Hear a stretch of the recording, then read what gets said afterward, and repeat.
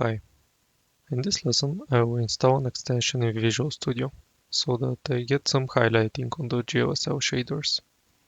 We can go to Extensions in the top menu and select Manage Extensions.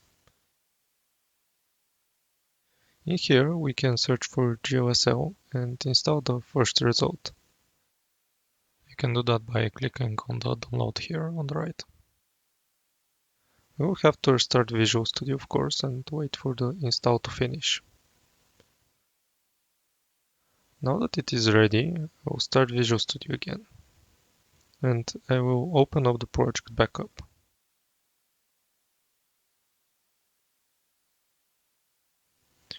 Now, when we open the shader, you see our code is highlighted and we get some errors as well.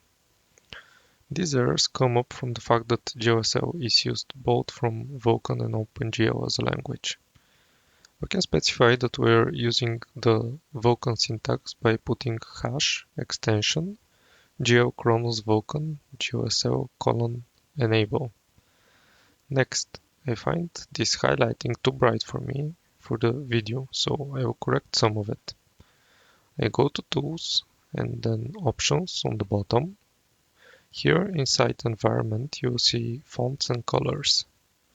And if we search for the GLSL display items, we can now select black for GLSL function, blue for GLSL keyword, magenta for user keyword 1, and the same for keyword 2, and black for variable.